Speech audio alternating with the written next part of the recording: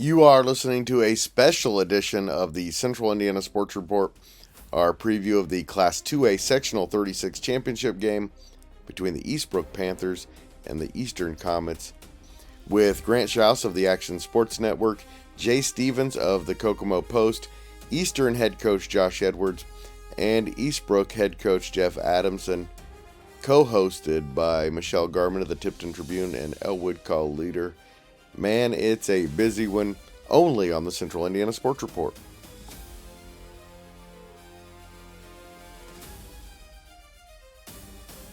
Welcome to this special edition of the Central Indiana Sports Report with myself, your host Greg Mengelt, and Tipton Tribune and Elwood call leader sports editor Michelle Garmon.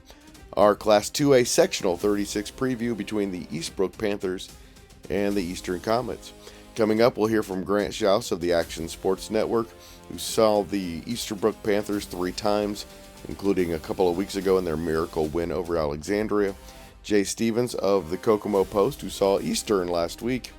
Eastern head coach Josh Edwards, then Eastbrook head coach Jeff Adamsons. After we talk with them, Michelle and I will make our game prediction. Before we get all of that, I want to let you know what's going on with the Central Indiana Sports Report. First of all, this is one of 8 sectional championship preview podcasts. Please go check out the other ones. Also on Thursday, Michelle and I released our preview and prediction podcast, predicting all of the sectional championship games around Central Indiana. We will also this weekend have continued coverage of the Colts, IU and Purdue football, IU and Purdue basketball, and also on Friday we'll release our college football preview and prediction show with Eric and Ryan Robinson. If you like the podcast and enjoy what we're doing, please do us a huge favor and click that like button. Every time someone hits the like button, our podcast platforms, including YouTube, spread it around to others who may be interested. It actually helps way more than you think it would. And please consider subscribing at Apple, Spotify, YouTube, Amazon, Audible, or SoundCloud so you don't miss any of the fun. Also, high school basketball season is right around the corner. We'll have boys and girls basketball scoreboard shows multiple times a week, hopefully starting with the girls next week.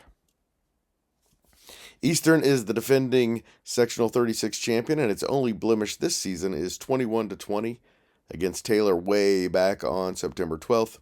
The Hoosier Heartland Conference champions then beat Blackford 53-7 and Tipton 41-0. In a semifinal thriller last week, Gibson Eagle has thrown for 1,953 yards and 25 touchdowns to just 4 interceptions.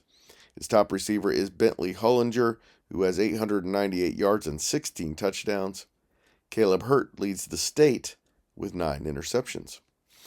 Eastbrook head coach Jeff Adamsons is 14-2 all-time against the Comets, with the last loss coming in September of 1997. The Panthers are playing for their first sectional championship since 2021, but they're 17th in 37 years under Adamsons. Of course, Eastbrook is led by Bodie Howell, who everyone by now knows about his heroics against Alexandria. He's thrown for 654 yards and run for 978 this year, plus is huge on defense and in the special teams. Ryder Gibson is his running mate in the backfield. He has 1,246 rushing yards and 20 touchdowns. It's a perennial power against the defending champions. Should be a great one. Please stay tuned for Grant Shouse, Jay Stevens, Josh Edwards, and Jeff Adamsons. Then Michelle and I will be back to make our predictions at the end of the podcast.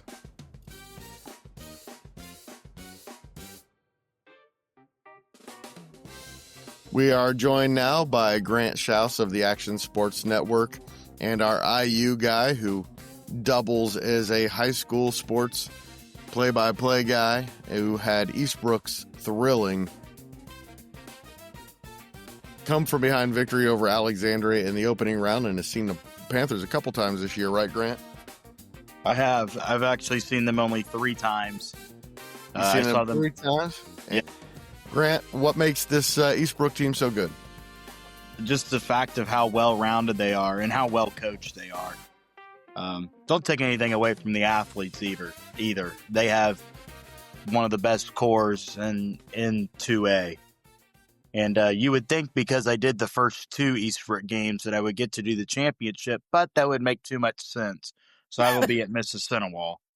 But that will be, and we'll talk about that in a minute. But Eastbrook is just, again, so well-rounded. Their quarterback, Bodie Howell, is kind of what elevates them to the next level. And just the fact that I think they have better coaches on their sideline than a lot of their opponents. That's not a discredit to these other programs that do have great coaches. The coaching staff has been together for a long time, and they've gotten this team to big heights over the years. They've had down years, and they had a down year a season ago where they went 4-6, and were probably one of the best 4-6 teams in the state last year, if not the best. And now they're undefeated, trying to play for their, I believe it's 17th sectional championship tomorrow night. All under Jeff Adamson. Amazing. Yep. Eastern is the defending champion. I know you probably expect Eastbrook to win this game, but it's going to be their defense is going to have to show up, that's for sure. And their defense showed up last week, that's for sure. Alexandria, that game's in the past, but you could still chalk that up to a miracle. I don't want to say luck, but just a miracle. And Eastern's good. Eastern can throw the football. I've only seen them once, and it was in week 1. They can throw the ball like Alexandria does. I don't think they're as much as a better passing team than Alexandria is. I don't think they have no disrespect, but I don't think they have as good as a quarterback as like a Brady Gast, but they do have a quarterback that can sling the rock, and Eastbrook's going to have to be ready. They have 3 really good receivers that are fast, and Caleb Hurt, Bentley Hollinger, and Cody Tarr. And Caleb Hurt is very versatile. He can he can run a jet sweep. He can take that jet sweep, hand off, and throw the ball. And then Owen Toll is a little bit of the same thing. He can run, he can pass, and he can catch. Now, he's not quite as tall as those other 3. So, I mean, for Eastbrook, they're going to want to make sure they get some pressure on Gibson Eagle, and he doesn't have time because it will be hard for Eastbrook to cover 3. And Caleb Hurt can quite literally hurt you in so many ways on both sides of the ball, offensively and defensively. He is the one guy that I would be keyed in on for Eastbrook defense, or for Eastern defensively, I guess. He's very similar to Mason Fuller at Alexandria. And I was talking to Marty Carroll tonight, and he said that Fuller was the best athlete in the school. And I would argue that Caleb Hurd over at Eastern is kind of right there on that same level as like a Mason Fuller. Very comparable as a player and a wide receiver. And they're going to have to – you can't shut him down. And I think if they slow him down tomorrow night, then I think Eastbrook's got a really great shot at winning the game. But Eastbrook's offense will be the difference maker, I think. I mean, if they can control time of possession and control tempo, that will help them. Because if you take – the thing is what I said, if you take away Caleb Hurt in the passing game, Hollinger and Tarr will make you pay. They can make you – they're good enough to make you pay if Gibson Eagle has some time to throw the football. I 100% agree with you. Grant, you are a Grant County guy, so I assume that you lean toward Eastbrook, but you're also a guy who's not going to make a pick just because of a location. Eastbrook or Eastern? Eastbrook. Give me the Panthers to win that. We've seen them all year. We know what they're capable of. Now that they've gotten past Rochester and Alexandria, 2 top 10 teams, they get another one. They're and I know Eastern won a close one against a good Tipton team last week. Their defense made a stand late. But Eastbrook's been there. They've had a staff that's been there. Don't want to give bulletin board material, but I just think Eastbrook is the better team, and I wouldn't be shocked if Eastbrook was the better team by more than, I think, single digits. So give me Eastbrook to win the game on Friday night. I think the one thing is that Eastern has a advantage is they haven't faced Eastbrook before, and that tempo, the way, and I know Jeff said that they trying to use the clock up more than what they have in the past, not quick, but the fact that they go to the line of scrimmage right after, and they can go fast or they can go slow. If you haven't played against that live yet, that's such an advantage for Eastbrook. 100%. And that's what they've done all year. They're not going to reinvent the wheel. Their offense this year has been great on the ground, and their quarterback's their leading rusher, which is impressive. He just makes plays when he needs to make plays, and we've seen that in clutch moments many times. Well, especially one time this year. About as clutch as you get. I think it's one of those where I think Eastbrook's the better team in this situation because they have Bodie Howe and Eastern doesn't. That was the same thing with Rochester. Eastbrook had Bodie Howe and Rochester didn't. Especially we know Alexandria didn't have Bodie Howe and Eastbrook did, and that's why they won the game. That's right. Grant Shouse of the Action Sports Network, thank you so much for your time. Always appreciate it. Yep, thanks for having me, guys. Everybody stay tuned for Jay Stevens of the Kokomo Post.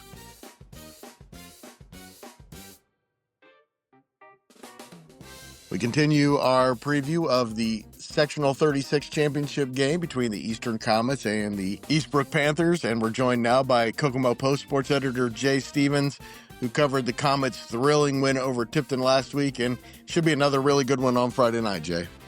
It should be a pretty good game on Friday night. Eastbrook got the national attention after their game in the first round of the sectional, and Eastern literally was a few yards away from losing the game this past weekend, but they had a defensive stop on the two-point conversion that I didn't think they were going to be able to pull off, but they found a way. They got some magic, and they walked off the field with their heads held high and beat a really good Tipton team. They left it all on the field. Jay, I think that was one of the more exciting games I've covered, and it was punch and counter punch and everything. And I thought teams got to be treated to two good offenses, balanced offenses. Each team had a running back that had 100 yards, and then each team had multiple receivers with touchdown receptions. Eastern, that is the one nice thing, that balance. I've seen Eastbrook play before, against Tipton in sectional environments. And the one thing that your best way to beat an Eastbrook team is to have balance, is to have that running back that can keep those interior linemen and linebackers honest, and then have a passing game, a quarterback and speedy receivers that you can get open, or you can get in open space. But by the same token, Bodie Howe of Eastbrook is, in my opinion, is the most dynamic and best player in that sectional field. And I don't say that lightly, because I know Eastern has some really good players, and I knew Tipton had some really good players. But the Howe kid, all you have to do is watch those final 11 seconds, and then into the overtime of that Eastbrook Alexandria game, just to see how special he is. No, you're correct. I love how you said, it's not to take away from what Eastern or even Tipton has. Bodie Howe is just that good. And I mentioned earlier that Eastern stopping Tipton on that two-point conversion it was very shocking to me, because they didn't tackle well on the final drive. It was one of the oddest things, to where Tipton found a way to lead into some of the tackling issues that Eastern had. And Tipton went down the field, missed a lot of tackles, or broke a lot of tackles, went to the end zone. And then on a play where you thought that Tipton was going to be able to get these short yards they needed to on the two-point conversion, they didn't get it. And I don't know if Eastern would have gotten that if Edwards didn't call a timeout. So I'm wondering how in this game, with the tackling issues they had last week, how they're going to be able to not have them this week with a team that is going to take advantage of your missed tackles or your bad tackling if you continue to play like that. So that's one thing I'm looking forward to see is, how does Eastern tackle? If they tackle well, or Bodie Howe is very electric, that's a formula which is not only just for Eastern, but they tackle well. Eastern has the firepower to put up some points in this game. Eastbrook has a history of championships under Jeff Adamson. They do it year after year after year. It's unbelievable. I was trying to tally up how many 11-0 starts they've had today, and I had to go back and count a couple of times because it was so many.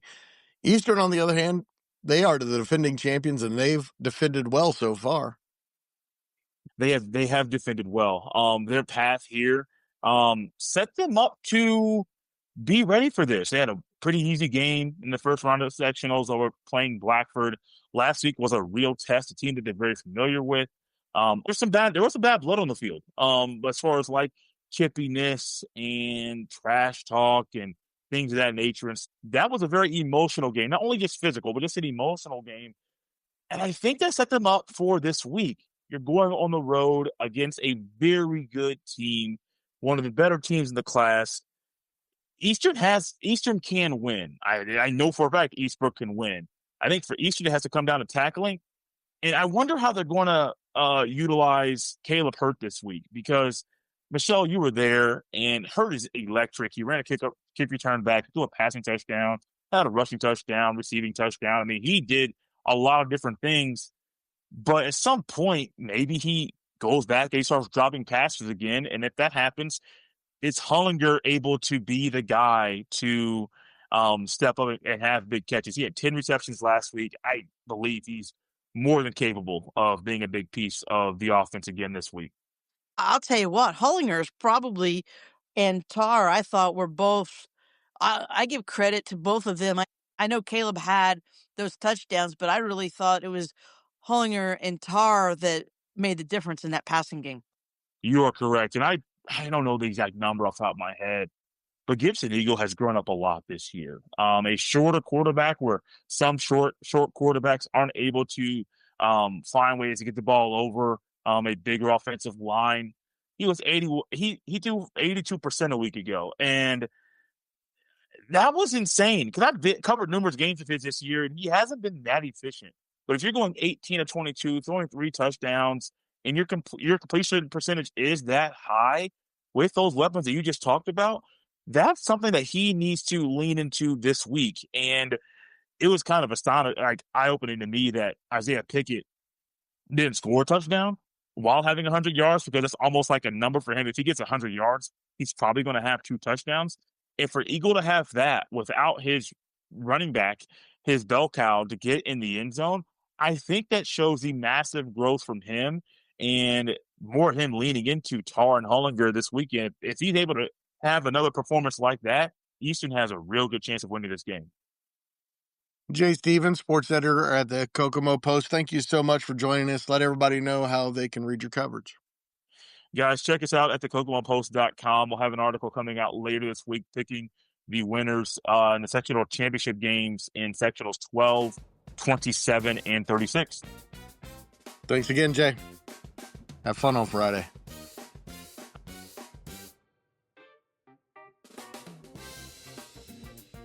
We continue our preview of Sectional 36 championship game between the Eastern Comets and the Eastbrook Panthers with Eastern head coach Josh Edwards. And Coach, they don't come much more thrilling than last week's win over Tipton. Yeah, it really was an outstanding game by both teams, and situation where you hate to see either team have to lose, because I know Tipton's kids poured their hearts out, our kids poured their hearts out, and but that's where the old cliche comes, where it's a game of inches, and it truly was. We went for a 2-point conversion earlier in the game that would have put us up by 9, 2 possessions, and came just a hair short. And then Tipton goes for the 2-point conversion to take the lead at the end and comes up just a shy short. So just an outstanding ball game played by both teams. And again, Tipton kids had an outstanding year and great coaching staff. And it really was exciting and fun for everyone, including the fans. And really balanced offense, 500 yards of offense, 362 yards passing, 136 yards rushing. That's the kind of performance you're going to need against a team like Eastbrook. We're going to have to score some points to beat them, obviously, and I'm hoping it doesn't have to be 41 or 42, but if it does, then hopefully our guys will be ready for that. But we've got an outstanding team that we have to play this Friday. Obviously, unblemished record, 11-0. Great coaching staff again, a lot of tradition. So we need to be clicking on all cylinders, not just offense. We've got to clean up some things on defense, mostly our tackling. And that's something I mentioned to you a while back, and it was not very good on Friday either. I am proud of our guys, the effort that we had, outstanding effort. And then offensively, probably, other than the Sheridan game, probably one of the most efficient games we've had total offense-wise. You've seen Eastbrook a few times in the last few years in the postseason. What do you expect to be different this time? I don't expect a whole lot to be different. I mean, they do what they do. There's nothing extremely fancy about their offense. Their defense is, here's what we do, beat us at it. There's not going to be a whole lot of adjustments as far as what they did versus Alexandria to what they did versus us. So we've got to come in clicking on all cylinders, as I mentioned. But again, this is a Eastbrook team. Eastern High School has not beaten them since 1997. And this is the game before the sectional started that I was hoping we would play in the finals. And we've gotten what I kind of asked for. So we'll see how that goes, right? Careful what you ask for. So, but no, I feel like we have an outstanding football team that could, as I mentioned earlier, I feel like we can beat anybody in our sectional and regional. And I think we've got an outstanding football team, bottom line. So I know we're preparing hard. The kids are focused. They've watched tons of film. I know schematically they are very confident in what we're doing. It's just going to come down to a matter of execution and if we can do that versus Eastbrook. Eastbrook does seem like a bit of a team of destiny after what happened in the first round. What do you tell your team about that? Here's what I'm telling our team, right, is that we have nothing to lose and everything to gain. Eastbrook is the heavy favorite. They have been. And as you mentioned, the team of destiny with the game against Alexandria, where we've all seen the videos and the replays and whatever happened. But we know that everyone's leaning towards Eastbrook. I think our kids are using that as fuel, and I'm very excited. The kids are excited. I feel like, Eastbrook's got a team that could go a long way if we don't knock them off. But at the same time, we're just telling our kids that, hey, you are the underdog. Embrace it. Enjoy that status, and then let's come out and play our best football game on Friday and see what happens. Well, it's your first defense ever of a sectional championship, and so far it's gone very well. How has practice gone this week, and how's your team's morale this week, and what's the health situation? It's been great. The morale has been, we've had outstanding practices, but we've had a lot of kids not even at school this week with illnesses. So it is hitting not at the perfect time, to be honest with you. And so some of our kids have missed multiple days of school, and they won't even be at practice today because doctors have said they need to be at home getting antibiotics into their system. So that leaves us with only a Thursday, hopefully, if they make it back tomorrow during our walkthrough day to polish things up and brush them, get them caught up to speed on things. Not an ideal situation for us as far as the illnesses, because we've had, and they're all starters that have been out, which is not ideal at all. But I've said all along, this team's resilient. We've battled through things from day one, and that's kind of our MO here. As I try to tell them, we have a 50-yard practice field that's basically concrete. We tell the kids, embrace it, embrace the adverse conditions, embrace the injuries, embrace the illnesses, and, let that make you tougher and become stronger from it. So, and that's what we're doing. We're putting guys in those spots. And if we don't have those guys available for Friday due to illness, then, those kids will be prepared. So that's where we're at. Eastern head coach Josh Edwards, thank you so much for your time and good luck on Friday. All right. Thanks, Greg.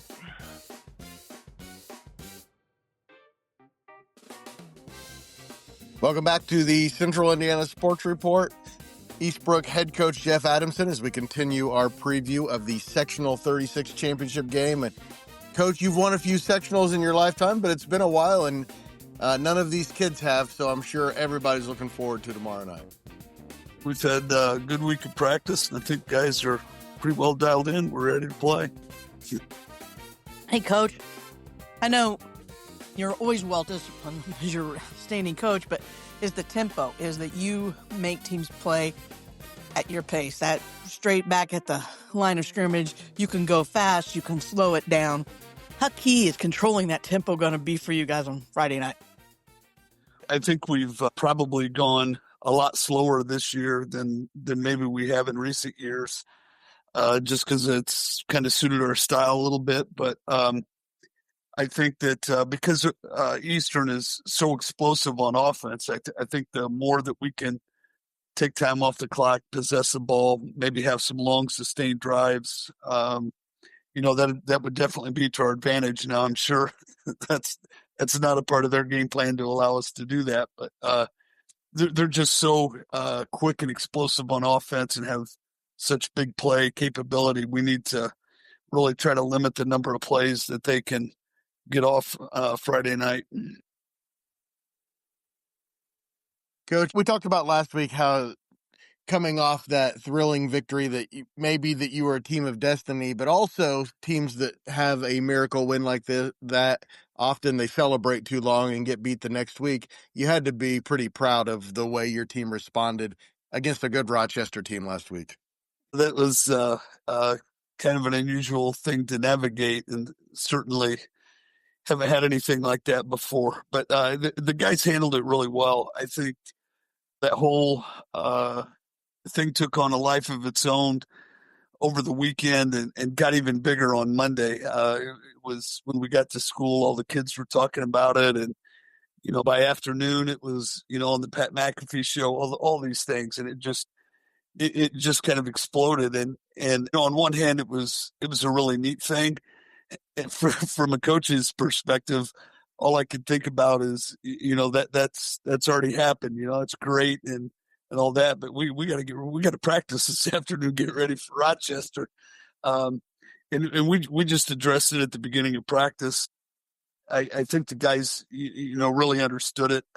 We got a really mature group.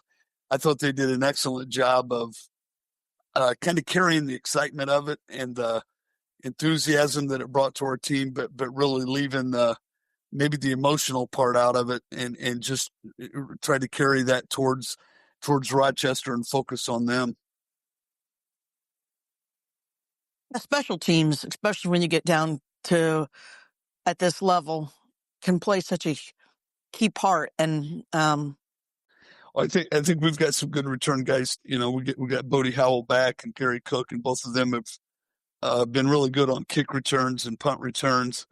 And it seems like here towards the last half of the season, a lot of teams haven't kicked to us, and our kicking game is pretty solid. I think they both compare. Eastern's got some exceptional return guys. The receivers that they have are excellent, and they're back returning kicks. I think it's going to be kind of one of the things that probably isn't getting enough attention because I think in the games where even last week against Rochester, we gave up a return after scoring our second touchdown, and we're up 14-0. Gave them a return just about to midfield and gave them an easy score, or at least easier score. When games against explosive offenses like Eastern have, you want to have to go make them go as far as they can to try to score, and so our kick coverage is going to be really important. And certainly defensively, if they've got a good field goal kicker, you got to play your red zone defense a little different than you would if they don't have a kicker. Fortunately, we've got a guy that's pretty accurate. It's kicked a couple field goals for us, and hopefully we can use that if we need to. Jeff, you talked about the Eastern's got 4 kids that can catch a ball, but they got 3 receivers that are not very many receptions apart from each other. That's Caleb Hurt, that's the Bentley Hollinger, and Cody Tarr. All 3 have speed, deep threats. But then you have Caleb Hurt and Owens Hole that can also throw the ball. So how key is it going to be for your guys to stay disciplined because of Eastern's trick play ability and that speed that they have out wide out? The speed is very concerning. Our biggest thing is, we don't want to have a really nice offensive drive, take a lot of time off the clock, and turn around and give up a score in one play. But they're very, very capable of it. Even if you're in position and playing the ball correctly, They just have enough athleticism to easily take a 5-yard catch and make it a home run quickly. That's been the point of emphasis all week in practice. Tried to work against the reverse pass and make sure we're sound on that. One of the things like I talked about, we really want to do is try to limit the total number of plays that they have and kind of put pressure on them to make the most out of hopefully some limited touches. All right, Coach. How is the team health-wise, and what's the morale been like through the first couple of days of practice this week? The morale has been good. Guys are really focused in, I think, especially this senior class. You mentioned they haven't been a part of a sectional championship, and we've got a streak going back that every kid who's graduated since 1993 has been a part of at least one sectional championship. So it's kind of on the line for these guys to keep that going. And it's a great class. They want to do that. We have had not injuries to take guys completely off the field, but it's limited what we've been able to do in practice. We've held a couple of them out of practice the last couple of weeks just to make sure that they're healthy and fresh on Friday. We're keeping our trainer very busy. She's got a room full of kids, and it seems like practice isn't. We got about half the guys out there when we start at 3:30, and guys are kind of trickling out, getting out of the training room. So we're just trying to keep the mental part of practice going. I can't think of any time that since I've been coaching we have been as light on the physical side as we've been the last 2 weeks. Just trying to make sure guys are healthy, but I think they're managing it pretty well. But at least you won't have to get on a bus this week and make a long trip, right? We are very familiar with the school buses and how comfortable those are on long rides. It seems like we've been on the road just about every week, it feels like. But, yeah, it's great to play at home. Our crowd is very supportive at home games, and certainly we like playing it at home, especially when you're playing a good opponent like Eastern. It's at least one sense of comfort that you get to play in familiar territory. Eastbrook head coach Jeff Adamson, thank you so much for your time, and good luck on Friday. All right, appreciate you guys. Michelle, this has been a big podcast. Of course, we heard all the facts and figures and the story of this game, the Sectional 36 championship between the defending champion Eastern Comets and the almost always champion Eastbrook Panthers, unbeaten, and the favorites. Seem like a team of destiny. Of course, we heard of Jay Stevens of the Kokomo Post. We heard from Grant Shouse of the Action Sports Network. We heard from Josh Edwards, the Eastern head coach, and Eastbrook head coach Jeff Adamson. Michelle, after hearing all that, Eastern or Eastbrook? Eastbrook. Eastern's got, don't get me wrong, they've Josh is a good coach, and they've done a good job winning that sectional last year. They've got talent. Gibson Eagles developed into a really good quarterback. He's a junior. They've got Isaiah Pickett, a good running back behind him, and then they have three really good receivers, and then they have what I call kind of a flex guy. The three good receivers are Caleb Hurt, Bentley Hollinger, and Cody Tarr, and the flex guy is Owen Toll. And I say he's flex because he can run the ball. And I know they run Hurt some out of the two, but he can also throw the ball. So can Caleb Hurt. But then he catches the ball. And Toll is their kicker. And he's a pretty good kicker. Eastern didn't convert a PAT against Tipton, but it was a blocking assignment. Tipton blocked the PAT. He didn't shank it or anything. But that said, for all of that talent, Eastbrook's got some good talent too. They've got a great coaching staff as well. Well, Jeff Adamson's been there. I mean, he's taken the Panthers to the state finals for 3 years. They have talent. They have a nice fullback. They have some good linemen. But the difference is they have the most dynamic player in the sectional, and probably maybe the most dynamic player in the northern part of Class 2A in Bodie Howe. And I think he will get I think because of that, they will win this week. Now, it becomes a different breed next week with the regional, and you have Adams Central.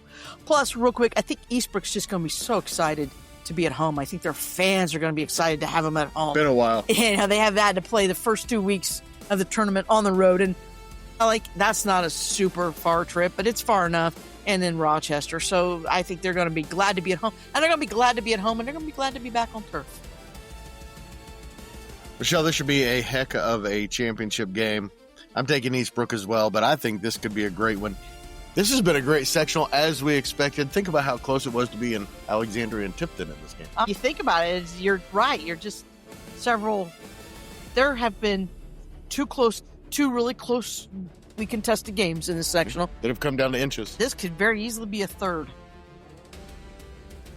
Thanks so much to Jay and Grant, and to Coach Adamson and Coach Edwards for joining me, and especially to Michelle for being such a trooper, helping out so much with all of these previews and pretty much everything. And thank you for listening. Please do us a huge favor and share this podcast with a high school football fan in your life and help spread the word that the Central Indiana Sports Report is here talking about Central Indiana sports every single day. We thank you so much. Central Indiana Sports Report is a product of ITG Media, and I love Susie.